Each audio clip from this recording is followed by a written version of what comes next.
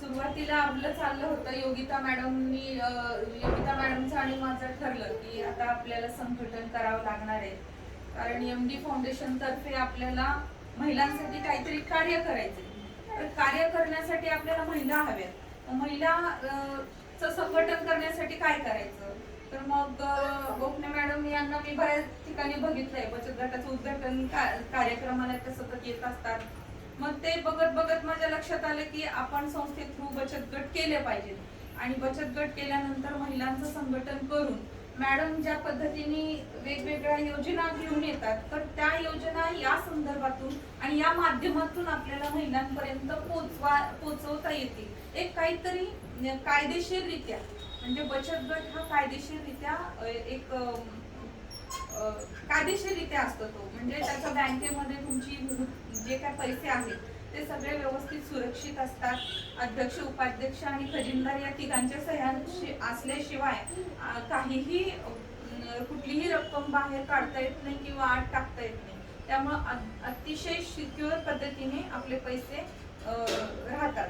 आणि जे काही आपल्या PCMCच्या माध्यमातून वेगवेगळ्या योजना, आता सरकार महिलांना पैसे द्यायलाच बसलेलं आहे.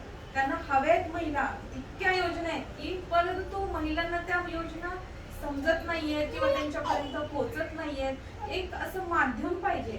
आता मॅडमच्या आणि तुमच्यामधलं माध्यम मी मला समजते की जेणेकरून त्या माध्यमा थ्रू यांनी मला ज्या गोष्टी सांगितल्या त्या मी तुमच्यापर्यंत पोहोचू शकते. यासाठी आपलं आता गट तर झालेला आहे. दर महिन्याला किंवा महिन्यातून 1-2 महिन्यातून एकदा आपण मीटिंग ठेवतो, तर त्या मीटिंगला सगळ्यांनी उपस्थित राहायचंय. तर एकच हा गट नाही मॅडम, की आपण याच्या अंदर का करतोय की एकाच वेळेस महिन्यातून 2दा एकाच ठिकाणी आपण 10 बचत गटांची मीटिंग एकाच ठिकाणी घेऊ शकतो. आणि एकाच ठिकाणी एका बचत गटामध्ये 11 महिला असतात.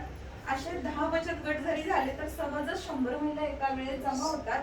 आणि अशा वेळेस आपल्या चासकर मॅडम येऊन सगळ्यांना माहिती, योजना सगळ्या पद्धतीने आपण सांगू शकतो. म्हणजे मोठ्या प्रमाणामध्ये संघटन होऊ शकतं.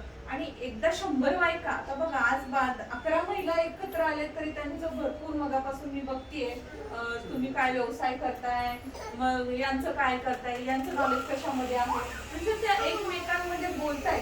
आपल्याला हेच काम करायचं की 100 जणींना एकत्र आणायचं आणि त्यांच्यामध्ये कम्युनिकेशन निर्माण करून द्यायचंय, की जेणेकरून त्या एकमेकांशी बोलून आपल्याला वेगळं काय करायचं नाही. यांना फक्त एकत्र जोडून दिलं की ते बरोबर महिला आपलं काम करतात. कारण कुठली अशी महिला नाही की आली कार्यक्रमामध्ये आणि एका ठिकाणी शांत गप्पा आणि वेळी करून बसली, असं होतच नाही. एक महिला ती 10 जणांशी तरी बोलल्याशिवाय राहत नाही. मग आणि ही टेंडन्सी वाढत जाते.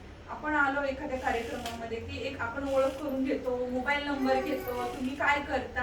आता मॅडमचा नंबर आता सगळे घेणार आज, मग त्यामुळे तुम्हाला सगळं लगेच कळणार कुठं कुठली फॅसिलिटी झाली. आणि मॅडमचं म्हणतात तर तुम्ही कोणीही, मीच काय, कोणीही त्यांना पर्सनल नंबरवर फोन केला तर ते घेतात, बोलतात. काही प्रश्न असतील, काही अडचणी असतील तर डायरेक्ट भेटायला सुद्धा बोलवतात, सहज अवेलेबल होतात. त्या खरं तर त्यांचं एकदम बिझी शेड्यूल असतं.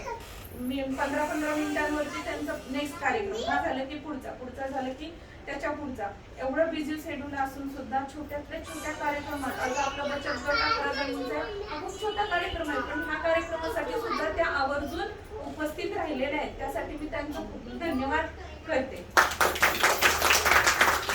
अशाच पद्धतीने त्यांनी मार्गदर्शन करावं, आमची एक मोठी बहीण म्हणून माझ्या पाठीशी त्यांनी उभं राहावं आणि मला थोडंसं प्रोत्साहन द्यावं. कारण ही माझी छोटीशी सुरुवात आहे आणि आपण या माध्यमातून खूप पुढे जायचंय. फक्त भोसरी एरियाच नाही, फक्त आपला वार्डच नाही, वार्डाला वार्डची कोण आणि हो चाकणमधून आपल्याला अशा महिला उभ्या राहिलेत की आम्हाला बचत गट जोडून भरपूर संघटना करायचे. तर आपल्याला वार्डाला वार्ड चिकटून असतो, त्या वार्डाला चिकटून दुसरा वार्ड असतो, असं म्हणून शहर बनतं.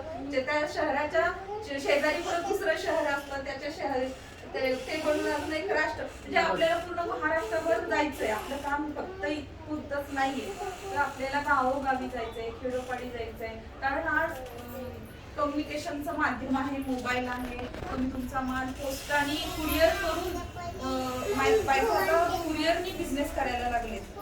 लाडू, चिवडा, वेगवेगळं आकाशकंदील वगैरे सगळ्या गोष्टी, दिवे सुद्धा कुरिअरनी जात आहेत गावाकडे. आणि गावाकडून सुद्धा लोणचं, कुरडया ह्या सगळ्या पार्सलनी येत आहेत आपल्याकडे. पोस्टाने खूप कमी रेटमध्ये ते दिलं घेतलं जातं.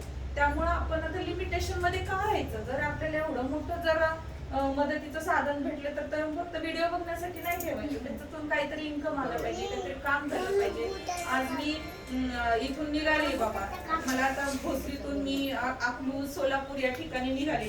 पण जसं जसं स्टॉप येईल तसं तसं मला क्लिक झालं पाहिजे. त्या गावात मी आले होते, पुढे त्या गावात मी आले होते, ह्या गावात माझी ही मैत्रीण आहे, इथं ह्या बचत गटामध्ये मी गेले होते, एवढ्या बायकांची माझी ओळख आहे. म्हणजे काही कधी अडचण आली, आपण एक फोन मारला तरी आपल्याला लगेच मदतीसाठी महिला उभ्या राहिल्या पाहिजेत. आपण लिमिटेशन मध्ये का राहायचं? तर अशा पद्धती या मार्गाने जर आपण गेलो तर आपली भरपूर ओळखी होतील. त्या प्रवाहामध्ये वाहत आपला फायदा पण होईल, बिझनेस पण करता येईल. आणि मी जास्त काही बोलत नाही, कारण तुम्हाला सततच माझं ऐकावं लागणार आहे. आपल्याला फार कमी ऐकायला भेटणार आहे मॅडमचं, त्यामुळं आपण यांचं ऐकतोय.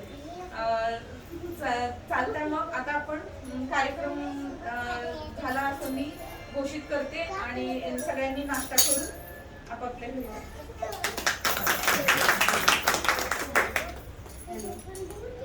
ब्रेकफास्ट